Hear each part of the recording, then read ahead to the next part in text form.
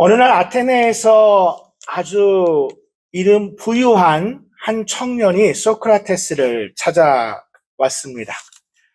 이 청년은 당대의 최고의 장인들이 만든 화려하고 비싼 옷을 입고 머리부터 발끝까지 완벽하게 치장한 상태였습니다. 이 젊은 청년은 멋지게 옷을 입고 나서 소크라테스 앞에 아무 말도 하지 않은 채 자신의 멋진 외모와 값비싼 옷을 과시하듯 거만한 태도로 그 앞에 서 있었습니다. 항상 좀 남루하게 옷을 입었던 소크라테스는 그를 쳐다보며 소크라테스 역시 아무 말도 하지 않고 있었습니다. 당시에 아테네에는 화려한 옷, 눈에 보이는 아름다움, 그것이 어떤 옷이 의복이 될 수도 있고요. 가문이 될 수도 있고, 그런 것들을 자랑하고 있는 청년에게 시간이 지나고 나서 소크라테스가 드디어 말을 던졌습니다. 청년이여, 말해보라. 내가 너를 볼 수 있도록. 바로 오늘 설교의 제목이기도 합니다. 아무 말도 하지 않고 멋진 옷을 입고 그것을 과시하던 청년에게 내가 너를 볼 수 있는 것은, 내가 당신이 진짜 누구인지를 알 수 있는 것을 알기 위해서는 어서 말해보시오. 그 사람이 말하는 것이 그 사람의 인격을 보여준다는 것입니다. 그 사람의 참된, 그 사람이 어떤 사람인지를 보여주는 것은 말에서 나옵니다. 오늘 골로새서 9번째 시간입니다. 다음 주면 우리 골로새서를 마치게 되는데요. 사도 바울은 그동안 예수 그리스도는 누구신가? 예수 그리스도는 누구신가를 가르치면서 골로새 교회 안에 침투되어 있던 거짓 가르침, 헛된 속임수와 철학이 아닌 오직 하늘에 쌓아둔 소망, 예수 그리스도만이 우리의 소망임을 전하면서 오늘 마지막 인사를 전합니다. 마지막 편지의 말미에 사도 바울은 골로새 교회를 향해서 말에 대한 것을 언급합니다. 왜냐하면 골로새도 역시 로마의 영향뿐만 아니라 헬레니즘의 영향을 받았기 때문에 당시의 사람들도 겉에 보이는 모습, 외모에 치중을 했지만 그가 말하는 것이 얼마나 중요한지를 사도 바울은 오늘 본문을 통해 말하고 있습니다. 저는 오늘 말해보라, 내가 너를 볼 수 있도록 이라는 제목으로 하나님의 은혜를 나누고자 합니다. 첫 번째로 그리스도인의 입은 그리스도의 비밀을 말해야 합니다. 우리가 전해야 할 말, 그리스도인의 입은 그리스도의 비밀을 말해야 합니다. 오늘 본문 3절에서 사도 바울은 골로새 교회 성도들에게 기도를 부탁합니다. 기도를 부탁하면서 내게 전도할 문을 열어주사 그리스도의 비밀을 말하게 하시기를 기도를 부탁합니다. 왜냐하면 사도 바울은 지금 매여 있는 상태이기 때문입니다. 내가 하나님의 복음을 전하고 싶은데 지금 감옥에 갇혀 있는 상태이기 때문에 내게 그 복음의 비밀, 그리스도의 비밀을 전할 수 있도록 내가 좀 놓여지기를 골로새 교회 성도들에게 부탁하는 겁니다. 그런데 사도 바울이 왜 붙잡혔습니까? 예수 그리스도를 복음을 전하다가 붙잡혔습니다. 그런데 사도 바울이 감옥에 갇혀 있으면서 뭐라고 말하냐면 내가 지금 감옥에 나가기를 구합니다. 좀 저가 감옥에 나갈 수 있게 기도해 주세요. 그렇다면 다시 감옥에 나간다면 예수 그리스도의 비밀을 복음을 전하면 또 감옥에 잡히게 됩니다. 사도 바울이 그것을 모른 것이 아닙니다. 그런데 사도 바울은 골로새 교회 성도들을 향해서 내가 지금 매여 있지만 내가 그리스도의 비밀을 전할 수 있도록 복음의 문이 열릴 수 있도록 내게 기도를 부탁했던 사도 바울. 사도 바울은 늘 복음을 전하는 사명을 가지고 있던 사람입니다. 얼마 전 별세하신 존 메가더 목사님은 당신은 죄인들에게 당신은 하나님과 화목할 수 있습니다 라는 말하기 위해 이 세상에 살고 있습니다라고 말했습니다. 우리가 이 땅을 살아가는 이유는 수많은 사람들에게, 하나님과 원수되어 있는 사람들에게 당신은 하나님과 화목할 수 있습니다. 하나님은 여전히 당신을 사랑하십니다라고 외치기 위해 우리는 이 땅에 존재한다는 것입니다. 그렇게 그리스도인의 입은 그리스도의 비밀을 전해야 하는 삶을 살아야 하지만 그렇지 못할 때가 더 많습니다. 저에게도 그런 기억들이 있습니다. 다 길게 말할 수 없지만 제가 부끄러운 저의 과거를 하나 말씀드리도록 하겠습니다. 저는 어릴 때 모 교회, 저희가 섬기던 교회는 왕십리라고 하는, 그것도 왕십리의 밑에 있다 그래서 하왕십리라고 하는 지역에 있는 교회였습니다. 성결교단이었고요. 그러나 교회는 아주 보수적인 교회였습니다. 심지어 저는 어릴 때 천하장사 소세지를 아주 좋아했습니다. 교회 앞에 슈퍼마켓에 소세지가 있었는데 그거를 사 먹으러 들어갔다가 담임 목사님에게 걸리게 되면 혼을 났습니다. 주일에 슈퍼에 가서 물건을 사는 것에 대해서. 그런 교회를 다니다 보니까 그럼에도 불구하고 저는 교회 생활이 너무 즐거웠습니다. 유년부, 초등부 늘 회장을 했었고 중등부, 고등부 회장을 하면서 아무 문제 없이 잘 지냈습니다. 늘 교회에서는 다른 학생, 훌륭한 학생으로 늘 칭찬받던 저에게 대학이라고 하는 그 관문에 들어갈 때 대학의 문화는 제가 경험했던 문화와 너무 달랐습니다. 처음부터 끝까지 술이었습니다. 보수적인 교회를 다녔던 저는 술을 마시지 않아야 된다고 배웠기 때문에 대학을 들어가는 순간부터 축구를 좋아해서 축구를 하고 나면, 끝나고 나면 술, MT를 가면 술, 모든 것이 다 술이었습니다. 그런 노래가 있더라고요. 맨날 술이야라는 노래가 있더라고요. 그런 문화 속에서 저는 점점 더 그런 문화 속에서 멀어졌습니다. 더욱이 당시에 MT나 OT를 토요일 주일을 갔었습니다. 당시에 주일을 빠질 수 없다라고 배웠던 저는 MT와 OT를 다 빠지게 되었습니다. 그러다 보니까 어느덧 저는 학교에서 늘 혼자 있게 되었습니다. 저의 유일한 친구는 도서관이었습니다. 수업이 끝나는 공강 시간에는 늘 도서관에 가서 책을 읽은, 물론 그것이 저에게 좋은 독서의 습관이 되긴 했지만 저는 그런 시절을 보냈습니다. 근데 그때 한 가지 제가 하지 못했던 것이 있습니다. 바로 전도입니다. 전도를 할 수가 없었습니다. 왜냐하면 제 마음속에는 그들을 향한 항상 정죄가 있었습니다. 나는 이렇게 살아가고 있는데 그렇게 살아가지 않는 사람들을 향해 늘 정죄했습니다. 마치 바리새인과 같았습니다. 바리새인과 같이 나는 이렇게 살아가고 있는데 저들은 늘 그렇게 살아가는 그들을 정죄하고 비난하는 제가 전도할 수는 없었습니다.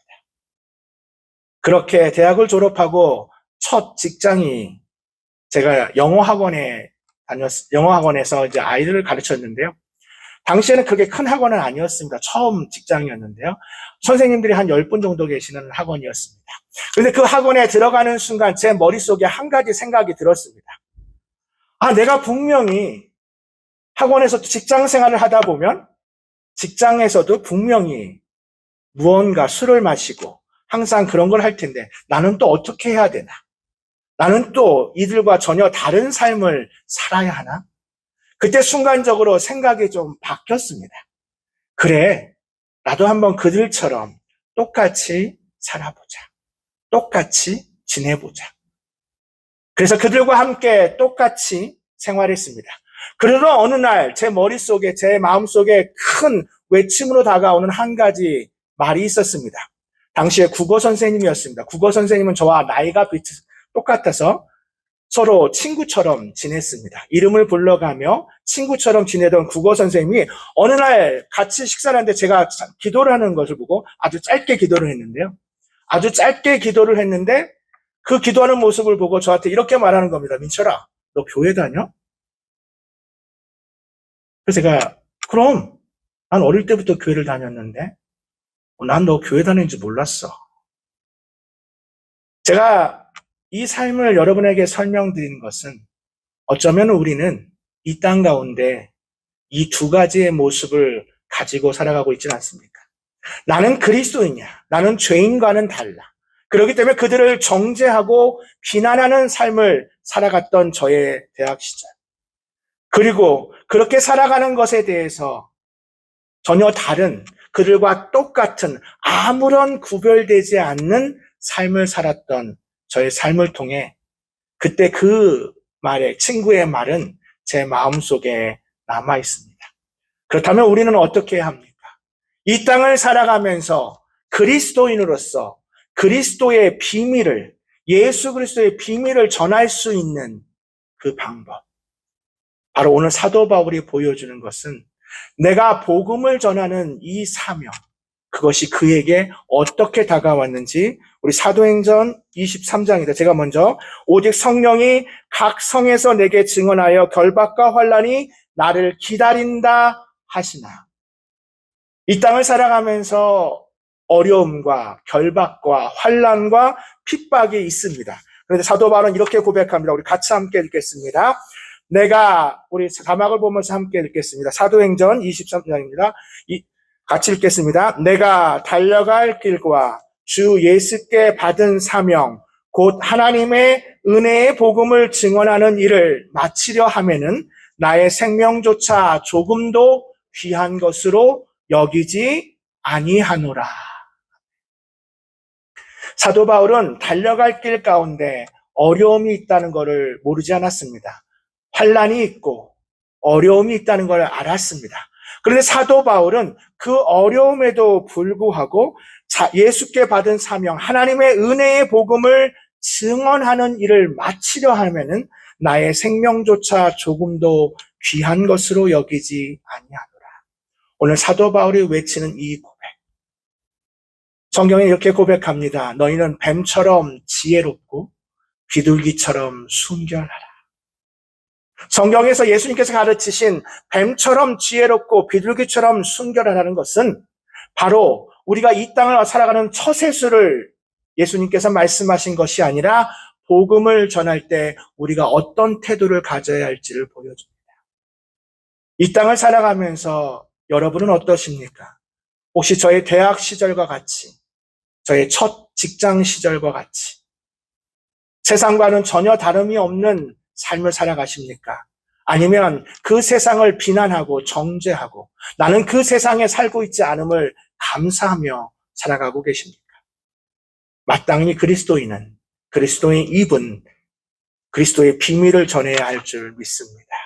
근데 사도 바울은 오늘 골로새 교회를 향해서 두 번째로 그리스도의 비밀을 전할 때 이렇게 고백합니다. 우리 말은 항상 은혜 가운데서 소금으로 맛을 냄과 같아야 합니다. 은혜 가운데서 소금으로 맛을 내야 함과 같다. 너희 말은, 우리의 말은, 그런데 사도 바울이 이렇게 고백합니다. 항상이라는 표현을 썼습니다. 항상 은혜 가운데서 소금으로 맛을 낸다.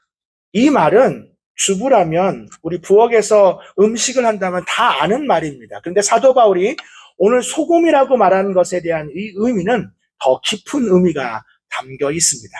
소금으로 맛을 낸다는 것은 단순히 말을 잘한다라는 정도가 아닙니다. 말을 맛깔나게, 재미있게, 지루하지 않게 그렇게 말하는 것이 소금으로 맛을 낸다. 그런 의미일 수도 있지만 오늘 사도 바울이 이 말을 한 것에 아까 제가 빨간색으로 표시한 항상이라는 이 말이 중요합니다. 소금이라고 하는 것은 그 짠맛은 변하지 않습니다. 항상 그 맛을 낸다는 것. 우리 민수기 18장 19절 말씀 우리 자막을 보면서 함께 같이 읽겠습니다. 이스라엘 자손이 여호와께 거제로 드리는 모든 성물은 내가 영구한 몫의 음식이요 너와 내 자녀에게 주노니 이는 여호와 앞에 너와 내 후손에게 영원한 소금 언약이니라. 민수기의 제사 가운데 소금을 뿌리는, 소금을 치는 언약, 그 언약은 뭐냐면 하나님께서 이스라엘 자손과 맺은 영구한 언약을 의미합니다. 변하지 않는 언약을 의미합니다. 우리가 말을 할 때 소금과 같이 말을 해야 된다는 말은 그 순간 상황에 따라 변하는 말이 아니라 변하지 않는 이 복음의 진리를 잘 전해야 함을, 그리고 은혜롭게 감사하게 전해야 함을 보여줍니다. 그랬던 하나 선교적 아주 역사적인 사건이 하나 있습니다. 19세기 후반에 스코틀랜드 출신의 존 페이튼 선교사님입니다. 이 선교사님은 잘 알려지지 않은 선교사님입니다. 그런데 이 선교사님이 아주 유명한 실화가 있습니다. 이 선교사님은 어디를 하나님께서 마음에 주셨냐면 남태평양의 뉴헤브리스라는 제도에 있는 섬입니다. 이 섬에 하나님께서 마음을 주셨습니다. 그런데 그 섬에 문제가 있습니다. 그 섬은 식인 관습이 남아있는 섬이었습니다. 그 직전에 선교사님들도 그곳에 도착하자마자 살해당해 그런 순교당한 그런 일이 있을 정도로 주변 모두가 그 남태평양의 그 섬에 간다고 말할 때 존 페이튼 선교사님을 다 말렸습니다. 아마도 섬에 도착하는 순간 그들의 밥이 될 건데 뭐하러 거기에 가냐고. 그래서 존 페이튼 선교사님은 하나님이 주신 마음, 하나님께서 그 땅의 백성들을 사랑한다는 마음을 주셨기에 그 섬을 향해 갔습니다. 역시 그 섬에 도착하자마자, 그 섬에 발을 딛자마자 그 속에 살고 있는 모든 부족의 부족장과 함께, 특별히 부족장이 살기 등등하게 칼을 찌르듯이 날카로운 창과 도끼를 가지고 그 선교사님 앞에 겹겹이 에워쌌습니다. 일촉즉발의 위기 상황 가운데 존 페이튼 선교사님이 기억한 말이 있습니다. 바로 너희 말을 항상 은혜 가운데 소금을 치듯이 하라. 선교사님은 겁에 질렸기 때문에 총을 들 수도 있습니다. 나는 너희들이 갖고 있지 않는 총을 들고 있어. 그렇기 때문에 총으로 그들을 자신을 방어할 수도 있었습니다. 그런데 선교사님은 그들을 향해서 부드러운 목소리로 그들의 눈을 하나하나 바라보며 말했습니다. 저는 여러분의 땅을 빼앗으러 온 침략자가 아닙니다. 위대하신 하늘의 하나님께서 여러분을 너무나 사랑하셔서 그분의 평화와 사랑의 메시지를 전하려고 나를 보내셨습니다. 나는 여러분의 친구가 되고 싶습니다. 그리스도의 비밀, 복음의 비밀을 전하기 위해 그들 눈을 한 사람 한 사람 바라보며 자신을 향해 도끼와 창을 들고 있는 사람을 향해 부드러운 말투로 말할 때 하나님께서 부족장의 마음을 만지셨습니다. 부족장은 깨달았습니다.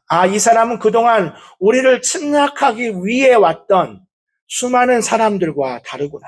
그들은 우리가 달려들자마자 총을 먼저 들었는데 이 사람은 우리가 도끼와 창을 들고 오는 것을 알면서도 우리의 눈을 하나하나 바라보며 복음을 전하는 그 선교사님을 향해 그 부족장이 먼저 마음을 열었고 훗날 부족장은 예수 그리스도를 믿는 그리스도인이 되었습니다. 그러면서 그 부족장이 이런 말을 남긴 것이 지금도 선교 역사에 남아 있었습니다. 부족장은 훗날 이때를 회상하며 그 선교사님을 향해 이렇게 말했습니다. 그의 목소리와 눈빛, 그리고 그가 사용하는 청결하고 따뜻한 언어가 우리의 살인 충동을 얼려버렸다. 늘 사람을 잡아먹는 식인종과 같은 그 부족의 사람들을, 그 살인의 충동을 얼려버렸던 선교사님의 그 말투, 바로 오늘 사도 바울이 고백했던 우리 말은 항상 은혜 가운데서 소금으로 맛을 내야 할 줄 믿습니다. 마지막으로 그리스도인의 말은 위로가 되어야 합니다. 사도 바울은 오늘 마지막으로 두기고라고 하는 사람과 오네시모라고 하는 사람을 골로새 교회 성도들에게 보낸다고 말합니다. 많은 역사학자들이 오늘 본문에 등장하는 두기고가 골로새 편지를 들고 골로새 교회 성도들에게 전달했던 것으로 추정합니다. 즉, 지금 사도 바울이 쓰고 있는 이 편지를 골로새 교회에 전했던 사람은 바로 두기고와 오네시모입니다.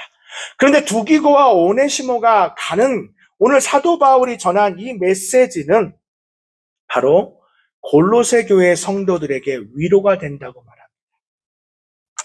사랑하는 성도 여러분, 그리스도인은 이 땅 가운데 위로를 전하는 사람이 되어야 합니다. 하나님께서 우리를 이 땅 가운데 사랑이 없는 미움과 다툼만 있는 이 땅 가운데 우리를 보내신 것, 우리 이사야 40장 1절 말씀, 우리 자막을 보면서 함께 같이 읽겠습니다. 너희의 하나님이 이르시되 너희는 위로하라. 내 백성을 위로하라. 우리 주변에 죄악 가운데 하나님의 참된 위로, 오늘 전한 이 그리스도의 비밀을 알지 못하는 사람들을 찾아가 우리 은혜 가운데 소금을 치듯 그들에게 하나님의 복음을 전하며 우리는 그들을 위로해야 합니다. 왜냐하면 우리 주님께서 이 땅 가운데 오셔서 물론 바리새인들과 서기관들 그들을 책망하며 그들을 질타했지만 그들이 주님 앞에 나왔던 니고데모와 같은 회당장과 그 많은 사람들을 예수님은 한 번도 배척하지 않으셨습니다. 예수님께서는 늘 소외되고 억울한 사람들을 찾아가서 그들을 위로하셨습니다. 굶주린 자들에게 생명의 양식을 주시며 떡을 주시며 우리 주님께서 전하셨던 위로를 우리가 전해야 할 줄 믿습니다. 찰스 앨러니스는 하나님의 정신의학이라는 책에 보면 2차 세계대전에 있었던 한 무렵의 이야기를 들려주고 있습니다. 2차 세계대전의 연합군에 부모를 잃은 전쟁으로 인해서 부모를 잃은 많은 고아들이 있었습니다. 그 고아원에 그 아이들을 돌보는 보살피는데요. 아주 부모를 잃었으니 전쟁 가운데 부모를 잃었으니 얼마나 안타깝습니까? 그래서 그 고아원에서 아이들을 잘 보살피게 아주 잘 사랑으로 보살핌에도 불구하고 이 아이들이 잠을 자지 못합니다. 아마도 아이들 중에는 부모가 눈앞에서 그 전쟁으로 인해서 죽었던 그 아이들이 그 전쟁의 트라우마로 인해서 잠을 자지 못합니다. 아무리 괜찮다, 이곳은 안전하다, 이곳은 문제가 없다라고 말을 해도 아무리 위로해도 아이들이 밤만 되면 울면서 부모님을 찾고 그리고 울면서 괴로워하는 그 아이들을 향해 그 찰스는 하나님의 정신의학이라는 책에서 그때 사람들이 한 심리학자가 그 문제를 해결책을 찾았습니다. 아이들에게 밤에 자기 전에 잠자리에 들고 있는 아이들 손에 빵 한 조각을 그 손에 쥐어줬다고 합니다. 그리고 나서 너 내일 이 빵을 안전하게 먹을 수 있을 거야 라고 그 빵을 아이들 손에 하나씩 다 쥐어주고 잠자리에 들게 했다고 합니다. 이 빵 조각은 먹는 것이 아니라 밤에 먹으라는 것이 아니라 단지 손에 쥐고 잠들게 하는 것 뿐이었습니다. 그래서 놀라운 효과를 가져왔습니다. 그렇게 무서워하고 두려워하던 아이들이 빵을 자기 가슴에 손에 쥐고 가슴에 있던 아이들은 확신을 가지고 잠자리에 들기 시작했습니다. 이 확신은 아이들에게 평온하고 만족스러운 밤잠을 주었습니다. 그 심리학자가 그 빵을 아이들의 손에 쥐어준 이유가 있습니다. 바로 예수님께서 요한복음 6장 35절 말씀, 나는 생명의 빵이니 생명의 떡이니 내게 오는 자는 결코 줄이지 아니하리라. 우리 주님께서는 생명의 양식입니다. 생명의 떡이신 우리 주님께서 내게 오는 자는 결코 줄이지 아니한다고 약속하신 그 말씀. 우리는 이 땅 가운데 생명의 떡 대신 생명의 양식 대신 예수 그리스도를 통해 이 땅 가운데 위로를 전해야 할 줄 믿습니다. 말씀을 정리하겠습니다. 우리는 이 땅 가운데 살아가면서 많은 말을 하고 살아갑니다. 오늘 하루도 이제 예배가 끝난 후에 우리는 함께 친교하며 또 이 세상 가운데로 돌아갑니다. 우리가 이 땅을 살아가면서 우리가 전해야 할, 우리가 해야 할 말, 여러분 어떤 말을 하고 계십니까? 탈무드에서도 나온 말이고 아라비아의 속담에도 나온 말이 하나 있습니다. 이 자막을 보면서 제가 읽어드리겠습니다. 표현되지 않은 말은 당신의 노예이지만 일단 그것을 말하고 나면 당신이 그것의 노예가 된다. 우리가 한번 내뱉은 말은 다시 주워 담을 수 없습니다. 그 말을 하기 전까지는 그 말을 주관하는 것은 내가 주인이지만 이미 한번 그 말을 내뱉고 나면 우리는 그 말의 노예가 된다는 것입니다.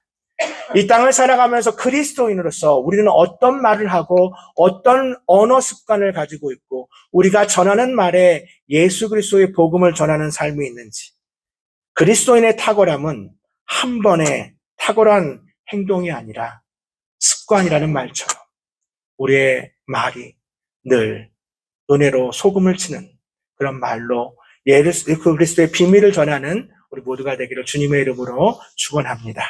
기도하겠습니다. 사랑과 은혜가 많으신 하나님, 사도 바울은 지금 감옥에 있지만 그럼에도 불구하고 그리스도의 비밀을 전하기 위해, 복음을 전하기 위해 자신의 생명조차 아끼지 않았던 사도 바울이 권면한 오늘 이 생명의 말씀을 듣고 우리도 이 땅 가운데 살아가면서 그리스도의 비밀을 전하는 사명을 가지고 살아가는 우리 모두가 되게 하여 주시옵소서. 감사드리며 우리 구주 예수님의 이름으로 기도합니다. 아멘.